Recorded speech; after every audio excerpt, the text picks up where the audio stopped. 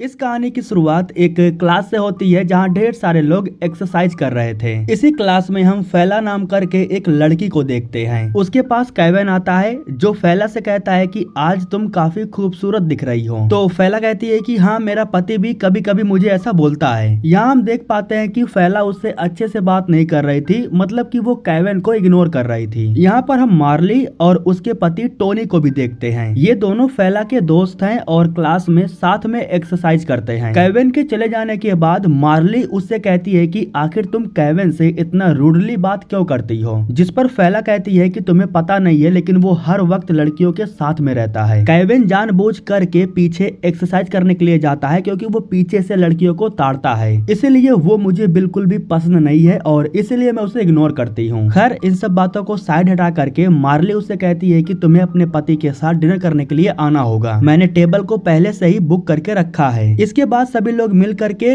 Dinner करने के लिए होटल में जाते हैं। यहाँ जो फैला थी वो अपने होने वाले पति रोडनी के साथ डिनर करने के लिए आई थी। जी हाँ दोस्तों, इनकी शादी नहीं हुई है, ये दोनों शादी करने का प्लान बना रहे हैं। हालांकि यहाँ पर मार्ली इनसे कहती भी है कि तुम्हें शादी कर लेना चाहिए, आखिर तुम लोग किसका इंतजार कर रहे हो। जिस पर फैला कहती है कि फिलहाल हम रिलेशनशिप में हैं, शादी करने के लिए सोच रहे हैं। और वैसे दोस्तों, भले ही शादी ना हुई हो लेकिन फिर भी हम इन्हें पति पत्नी मान सकते हैं क्योंकि ये दोनों खुद एक दूसरे को पति पत्नी मानते हैं। खैर दोस्तों, अब इसके बाद सीन शिफ्ट होता है और हमें केविन को दिखाया जाता है। यहाँ दोस्तों हमें मालूम चलता है कि केविन इसी शहर का पुलिस ऑफिसर है। इस शहर में क्राइम रेट काफी ज्यादा बढ़ चुके हैं, इसीलिए वो अपनी टीम के साथ मिल करके क्राइम रेट को कम करना चाहता है। वो अपनी पूरी टीम को समझा रहा था कि किन किन जगहों पर कैसे कैसे लोग रहते हैं, किन जगहों पर हमें गन निकालना है और किन जगहों पर हमें मुंह से बात करना है। ये सब कुछ वो अपनी टीम को समझा रहा था। पूरी टीम को सब कुछ समझाने के बाद वो अपने काम के लिए निकल रहे थे, लेकिन तभी जो केविन था वो नील को रोक लेता है। नील गोरा है, मतलब कि वो कहीं और से है, बस उसे ट्रांसफर कर दिया गया है इन ब्लैक लोगों के साथ काम करने के लिए। यहाँ जो केविन था वो नील से कहता है कि आज तुम मेरे साथ काम करो, यहाँ तुम नए हो इसलिए मैं तुम्हें अपने साथ पार्टनरशिप में रखना चाहता हूँ। इस शहर में क्राइम काफी ज्यादा होता है, इसलिए आज तुम्हें मेरे साथ रह करके सब कुछ सीखना होगा। नील को भी एक बेस्ट ऑफिसर के साथ काम करने का मौका मिल रहा था, तो इसलिए वो भी काफी खुश था। इसके बाद सीन शिफ्ट होता है और हमें एक स्टूडियो को दिखाया जाता है जहाँ फैला काम करती है। ये एक न्यूज का स्टूडियो था जो पूरे शहर का न्यूज कवर करते हैं। यहाँ पर हम मार्कस को भी देखते हैं जो फैला के साथ में काम करता है। इनका जो प्रोड्यूसर है उसका नाम है सैम। इन लोगों का नाम मैं आप लोगों को इसलिए बता रहा हूँ क्योंकि ये लोग भी कहानी में काफी इम्पोर्टेंट है। खैर दोस्तों, अब इसके बाद हमें रोडनी को दिखाया जाता है जो की कान में हेडफोन लगा करके रनिंग कर रहा था। रनिंग करते हुए वो एक घर के सामने आकर के रुकता है। उधर देखने के बाद वो धीरे से घर के अंदर चला जाता है। जिस घर में रोडनी गया था उसी घर के बगल में हम एलिसन को देखते हैं। उसके फोन पर कोई कॉल करता है और उससे कहता है कि तुम्हारे घर के पीछे कोई ब्लैक आदमी घूम रहा है। यह सुन करके एलिसन काफी डर जाती है। वो जब खिड़की से बाहर देखती है तब घर के पीछे सच में उसे एक आदमी दिखाई देता है जो कोई और नहीं बल्कि रोडनी ही था। उसने हुडी पहन रखा था। एलिसन को लगा कि कुछ बुरा होने वाला है, इसलिए वो पहले ही पुलिस वालों के पास कॉल कर देती है। कॉल करके वो पुलिस वालों से कहती है कि एक ब्लैक आदमी है जो मेरे घर के बगल वाले घर में घुसने की कोशिश कर रहा है। अब यहाँ पर सीन शिफ्ट होता है और हमें केविन और नील को दिखाया जाता है जो अपने एरिया में पेट्रोलिंग कर रहे थे। केविन नील से कहता है कि यहाँ के लोग छोटी छोटी बातों पर गन निकाल लेते हैं। अगर तुम्हें जरा से भी एहसास हो कि कुछ गलत होने वाला है तो तुम अपनी गन निकाल करके उसका इस्तेमाल कर सकते हो। मैं तुम्हारे साथ हमेशा रहूंगा, तुम्हें फिक्र करने की कोई जरूरत नहीं है। ठीक उसी वक्त रेडियो के जरिए केविन को एलिसन का मैसेज मिलता है, इसलिए केविन सीधा भाग करके एलिसन के घर के पास जाता है जहां एलिसन इन्हें बताती है कि वो ब्लैक आदमी इसी घर में घुसने की कोशिश कर रहा था और वो अभी भी घर के अंदर ही है, मैंने उसे अंदर जाते हुए देखा था। यहाँ केविन और नील ये दोनों अलग अलग होकर के घर के पीछे जाने लगते हैं। रोडनी जैसे ही घर के पीछे से बाहर आता है तो नील उसे देख लेता है। नील उसके ऊपर गन तान देता है और उससे कहता है कि अपने हाथों को ऊपर करो, लेकिन जैसे कि हमें पता है कि रोडनी ने अपने कानों में हेडफोन लगा रखा था, इसलिए उसे कुछ सुनाई नहीं दे रहा था। जब वो अचानक से नील को देखता है तो वो काफी डर जाता है। वो म्यूजिक को बंद करने के लिए जैसे ही अपने फोन को बाहर निकालता है तो उसी वक्त नील उसे गन से शूट कर देता है। रोडनी को 2 गोली लगती है जिसकी वजह से मौके पर ही उसकी मौत हो जाती है। दरअसल जब रोडनी फोन को निकाल रहा था तो फोन की कवर रिवॉल्वर को देख करके नील को लगा कि वो गन है, इसीलिए नील ने ना आओ देखा ना ताओ सीधा रोडनी को गन से शूट कर दिया। हालांकि बाद में नील को इस बात का एहसास होता है कि वो गन नहीं बल्कि मोबाइल फोन था। इधर हमें फैला को दिखाया जाता है जो स्टूडियो में अभी भी काम कर रही थी। पुलिस वालों ने जो शूटिंग किया था वो खबर स्टूडियो में आती है और जब यहाँ पर फैला को मालूम चलता है कि पुलिस वालों ने जिस इंसान को शूट किया है वो रोडनी है, तो उसके पैरों तले जमीन खिसक जाती है, वो एकदम से शॉक्ड हो जाती है। स्टूडियो छोड़ करके वो सीधा भाग करके अस्पताल में जाती है। मार्ली और टोनी को जब ये बात मालूम चलती है तो वो भी सीधा भाग करके अस्पताल में आते हैं। यहाँ जो टोनी था वो केविन पर गुस्सा हो जाता है। वो केविन से कहता है कि तुम्हारे होते हुए उस इंसान ने रोडनी को शूट कैसे किया। केविन बेचारा कुछ बोल पाता उससे पहले फैला उसके पास आ जाती है और वो भी केविन पर पूरा गुस्सा उतारने लगती है। वो केविन से कहती है कि तुम सच में एक घटिया और लापरवाह इंसान हो। उसी वक्त यहाँ डॉक्टर आ जाते हैं जो फैला से कहते हैं कि सॉरी, मैं रोडनी को नहीं बचा पाया। यह खबर सुनने के बाद फैला बेचारी बहुत रोने लगती है। इसे दोस्तों फैला के जीवन में रोडनी के अलावा और कोई नहीं था और जल्दी ही ये दोनों शादी भी करने वाले थे। खैर फैला के जो दोस्त लोग थे वो उसे लेकर के घर आते हैं और जो मार्ली थी वो फैला को उसके कमरे में ले जा करके उसे सुला देती है। फैला को सपोर्ट करने के लिए उसके स्टूडियो में जो काम करने वाले लोग थे, मतलब कि सैम और मार्कस, ये भी उसके घर आ गए थे। जब सब कुछ ठीक हो जाता है तब टोनी इन्हें भी अपने घर वापस भेज देता है। इनके चले जाने के बाद यहाँ जो मार्ली थी वो टोनी से कहती है कि मैं उसे नहीं छोड़ूंगी, मैं उसे कड़ी से कड़ी सजा दिलवा करके रहूंगी। ये गोरे लोग हर वक्त हमारी जान लेने के लिए तैयार रहते हैं। इन गोरे लोगों को तो अपने शहर से खदेड़ देना चाहिए, चाहे कुछ भी हो जाए मैं उस गोरे को नहीं छोड़ूंगी, क्योंकि रोडनी मेरा भी बहुत अच्छा दोस्त था। अगले दिन सभी लोग इकट्ठा होते हैं और रोडनी का अच्छे से अंतिम संस्कार किया जाता है। अंतिम संस्कार हो जाने के बाद फैला के घर पर सभी लोग पूड़ी का न्योता खा रहे थे। यहाँ बेचारा जो केविन था वो भी पूड़ी का न्योता खाने के लिए फटाफट फैला के घर आ जाता है। वैसे दोस्तों मैं मजाक कर रहा हूँ, वो फैला से बस माफी मांगने के लिए आया था, लेकिन उसे क्या पता था कि फैला उसे देखते ही उस पर और भड़क जाएगी और उसे गालियां भी देने लगेगी। यहाँ तक कि वो केविन को घर से बाहर ही भगा देती है। टोनी उसे अपने साथ घर के बाहर छोड़ने के लिए लेके आता है। यहाँ वो टोनी से कहता है कि नील किसी और धंधे में पड़ा हुआ है। नील मुझसे ये कह रहा था कि जहाँ पर वो रहता है वहाँ पर काफी मात्रा में ड्रग सप्लाई हो रहा है। अब वैसे दोस्तों ये सारी बातें केविन सही कह रहा है या फिर झूठ कह रहा है ये तो हमें नहीं पता है, लेकिन इनके बगल में मार्कस खड़ा था जो केविन की बातों को अच्छे से सुन रहा था और बगल में सैम भी खड़ा था जो इनकी बातें सुन रहा था। अब पता नहीं क्यों लेकिन मुझे ऐसा ही लग रहा है कि केविन जानबूझ करके इन दोनों को अपनी बातें सुना रहा था। खैर जो भी हो, इधर जो फैला थी वो मार्ली से कहती है कि अब मैं रोडनी के बिना सब कुछ कैसे हैंडल करूंगी, मेरे ऊपर इतना कर्जा है, हम साथ में सब कुछ हैंडल करने वाले थे, मैं ये सब कुछ अफोर्ड नहीं कर सकती हूँ, मुझे घर गाड़ी सब कुछ बेचना पड़ सकता है।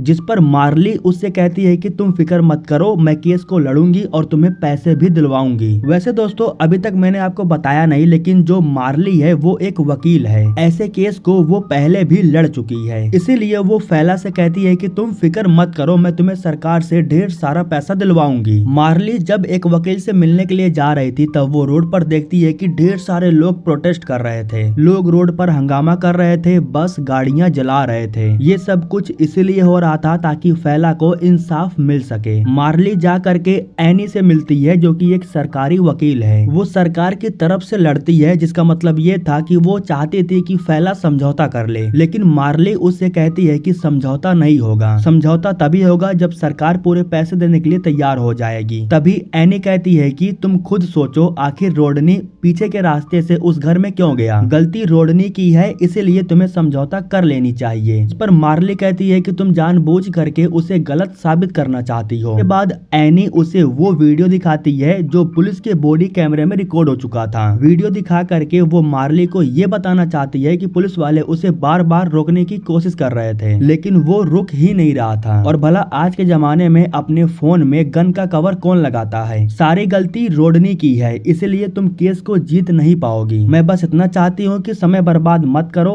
फैला से कहो कि वो समझौता कर ले। तभी मार्ली कहती है कि उसने कान में हेडफोन लगा रखा था जिसे तुम लोग छुपाना चाहते हो, ये केस इतनी आसानी से बंद नहीं होगा, मैं सरकार के खिलाफ लड़ करके अपने दोस्त को इंसाफ दिलाऊंगी। वहाँ से बाहर जाने के बाद मार्ली अपने कार में बैठ करके बहुत रोती है। दरअसल उसने उसने उस वीडियो को देख लिया था जिसमें पुलिस वालों ने रोडनी को गन से शूट किया, इसीलिए उसे इतना तकलीफ हो रहा था। मार्ली न्यूज वालों के सामने आती है और उन्हें बताती है कि सरकार के वकील इस केस को दबाना चाहते हैं। उनका ये कहना है कि हम समझौता कर लें और इस केस को बंद कर दें, लेकिन मैं ऐसा नहीं करूंगी। एक वकील होने के नाते मैं इस केस को लड़ूंगी और अपने दोस्त को इंसाफ दिलाऊंगी। इस बीच हम नील को भी देखते हैं जो टीवी के न्यूज पर मार्ली की सारी बातें सुन रहा था। इसके बाद मार्ली जा करके एलिसन से मिलती है जिसने कॉल करके पुलिस को बुलाया था। यहाँ वो एलिसन से कहती है कि जिसे गोली मारी गई मैं उसकी दोस्त हूँ और मैं आपसे ये पूछना चाहती हूँ कि आपने उसे घर के अंदर जाते हुए कब देखा। जिस पर एलिसन बताती है कि मैंने कुछ नहीं देखा, मेरे पास मेरे बगल वाली ने कॉल किया था जिसने मुझे बताया कि उस घर में कोई ब्लैक मैन घुसने की कोशिश कर रहा है, इसीलिए मैंने तुरंत पुलिस वालों के पास कॉल कर दिया।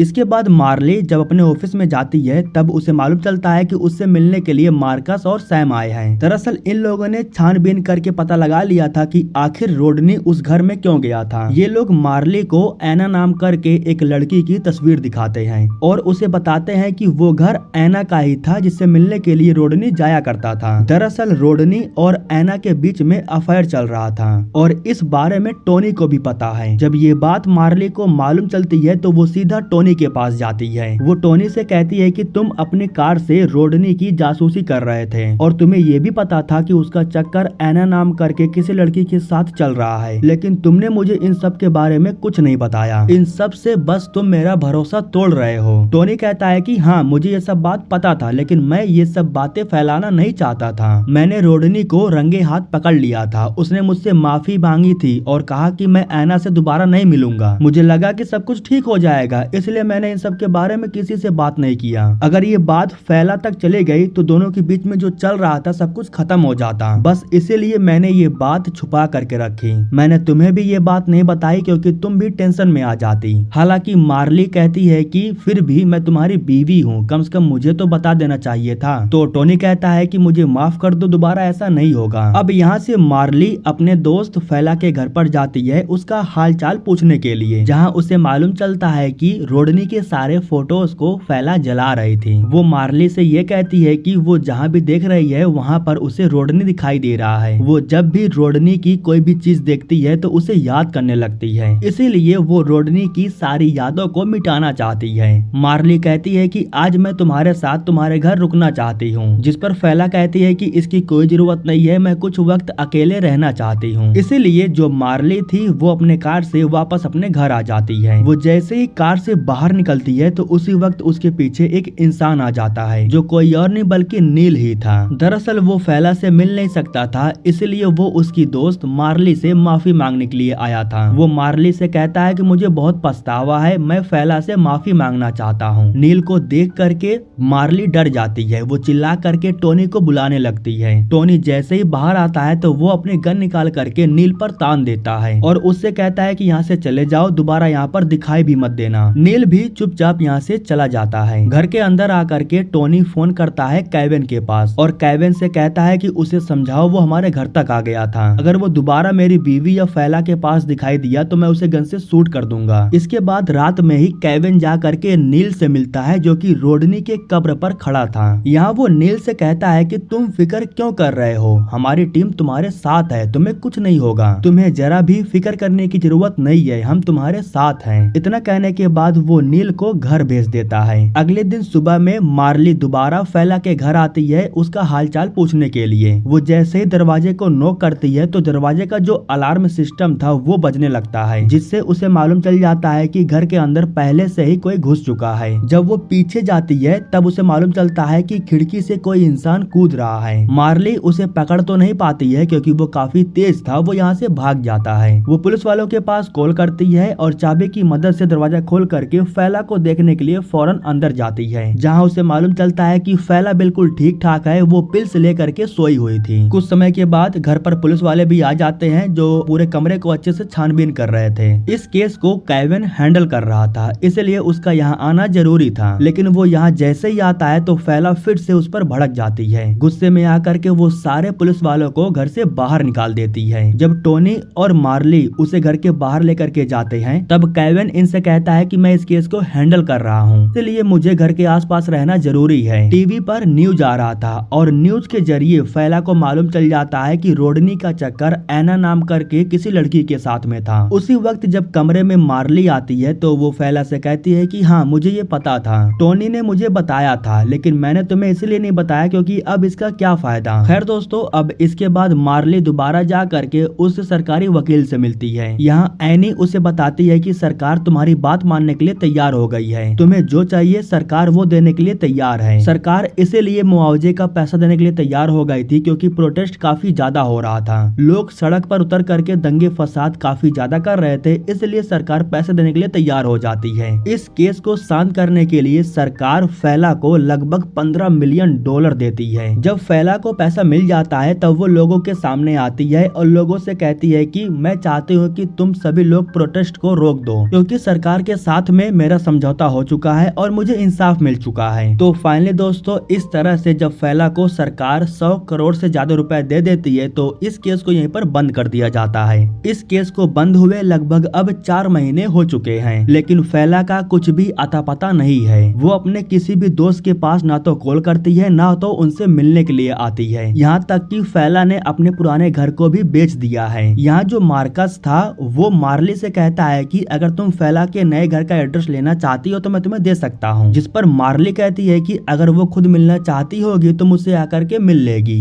इसके बाद मार्ली जब अपने कार में बैठने के लिए जा रही थी तो उसके पीछे एक गाड़ी आकर के रुकती है जो उसे किडनैप कर लेती है। किडनैप करने वाला इंसान कोई और नहीं बल्कि नील था, जो कि मार्ली से बात करना चाहता था क्योंकि उसे ऐसा लग रहा था कि मार्ली उसकी हेल्प जरूर करेगी। नील कहता है कि सरकार ने फैला को पैसा तो दे दिया है लेकिन मैं बहुत बुरी तरह से फंस चुका हूँ। सरकार मुझे जीवन भर के लिए जेल में बंद करना चाहती है। मेरे पास कुछ ऐसा सबूत है जिससे मैं खुद को बेगुनाह साबित कर सकता हूँ। उसी वक्त इनके सामने ऐना आती है। ये वही ऐना है जिसका चक्कर रोडनी के साथ चल रहा था। लेकिन यहाँ पर दोस्तों सच्चाई का खुलासा होता है। यहाँ वो मार्ली को बताती है कि उसका चक्कर रोडनी के साथ नहीं बल्कि केविन के साथ चल रहा था। वो मार्ली को ये भी बताती है कि केविन हर वक्त तुम्हारे बारे में ही बात करता था। मैं केविन के साथ 1 सालों से डेट कर रही थी। धीरे धीरे केविन काफी पॉसेसिव हो रहा था, इसलिए मैं उससे दूर हो रही थी। रोडनी तो बस मुझे उससे बचा रहा था। तुम्हें मेरी बातों पर विश्वास नहीं है तो मैं तुम्हें एक एड्रेस दे रही हूँ जहाँ केविन रहता है। उस घर के बाथरूम में मैंने अपना फोन छुपा करके रखा है जिसमें सब कुछ रिकॉर्ड हो रखा है। अगर तुम्हें वो फोन मिल गया तो तुम्हें सच्चाई भी मालूम चल जाएगी। यहाँ पर हम नील की बीवी जेनिफर को भी देखते हैं। दरअसल नील ने एक ब्लैक लड़की से शादी की थी, जिससे ये साबित हो सकता है कि नील को ब्लैक लोगों से कोई नफरत नहीं है। यहाँ जेनिफर उससे कहती है कि मुझे तुम पर भरोसा है, तुम मेरे पति को बचा सकती हो, सिर्फ तुम पर भरोसा है इसलिए तुम्हारे पास आए हैं। इतना कहने के बाद जेनिफर अपना नंबर मार्ली को देती है। मार्ली वापस अपने ऑफिस में जाने के बाद एक बार फिर से केविन के बारे में रिसर्च करने लगती है।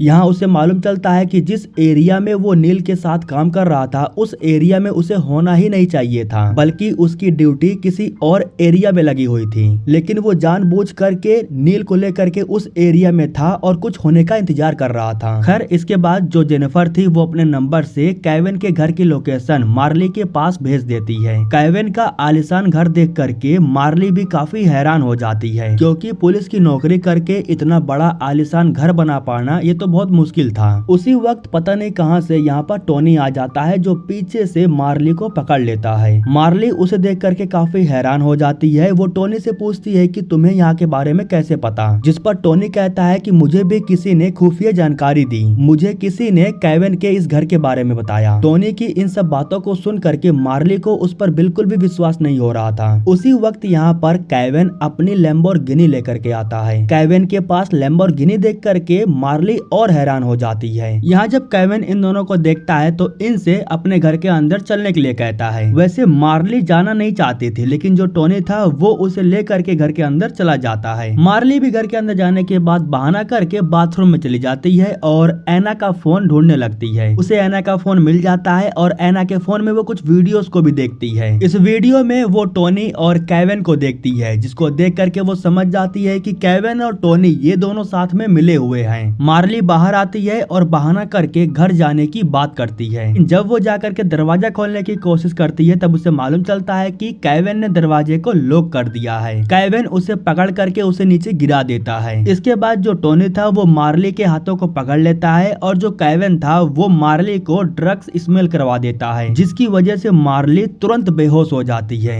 इसके बाद टोनी उसे उठाता है और उसे लेकर के केविन के बोट पर आता है। दरअसल ये दोनों मार्ली को ठिकाने लगाने के लिए उसे तालाब में लेकर के जा रहे थे, लेकिन यहाँ पर दोस्तों सबसे बड़ा खुलासा होता है। यहाँ दोस्तों हमें मालूम चलता है कि फैला भी शुरू से ही इन लोगों के साथ मिली हुई है। अब दोस्तों सबसे पहले मैं आपको बता दूं, फैला जानबूझ करके रोडनी को मरवाना चाहती थी। केविन के साथ मिल करके उसने पहले ही ये प्लान बनाया था। मरवाना इसलिए चाहती थी क्योंकि रोडनी का चक्कर ऐना के साथ शुरू हो गया था। अगर फैला आसानी से अलग हो गई होती तो सरकार ने जो उसे 100 करोड़ रुपए दिए हैं ना, वो नहीं मिलता। इसीलिए फैला ने ये सब कुछ पूरा प्लान बनाया। यहाँ अचानक से जब मार्ली को होश आता है तो वो फैला को देख करके काफी हैरान हो जाती है, लेकिन वो बेचारे कुछ कर पाते उससे पहले ही ये लोग एक एंकर से उसके हाथ पैर को बांध देते हैं। इसके बाद ये लोग मार्ली को पानी में फेंक देते हैं। एंकर की वजह से मार्ली सीधा जा करके पानी की सतह पर गिरती है। लेकिन दोस्तों अब मार्ली को पूरी तरह से होश आ चुका था। उन लोगों ने चैन को अच्छे से नहीं बांधा था, इसलिए मार्ली खुद को आसानी से छुड़ा लेती है। वो धीरे से ऊपर जा करके फ्लेयर गन की मदद से फैला को शूट करके उसे जान से मार देती है। इसके बाद वो फिर से गन को रिलोड करती है और इस बार केविन को शूट कर देती है। आखिर में बेचारा बचा हुआ था टोनी, जो गिड़गिड़ा रहा था और मार्ली से जान की भीख मांग रहा था, लेकिन मार्ली रहम नहीं दिखाती। वो टोनी को भी शूट करके उसे भी जान से मार देती है। इस तरह से तीनों लोगों को जान से मार करके मार्ली खुद को बचा लेती है। वो वापस से स्टूडियो में आती है और सभी लोगों को इन सब के बारे में बताती है। तो इस तरीके से फाइनली सभी लोगों को मालूम चल जाता है कि फैला ने जानबूझ करके रोडनी को मरवाया, क्योंकि वो सरकार को बेवकूफ बना करके उनसे पैसे लेना चाहती थी। कैमरे के सामने मार्ली लोगों को कुछ राय देती है और इसी के साथ दोस्तों ये कहानी यहीं पर खत्म हो जाती है।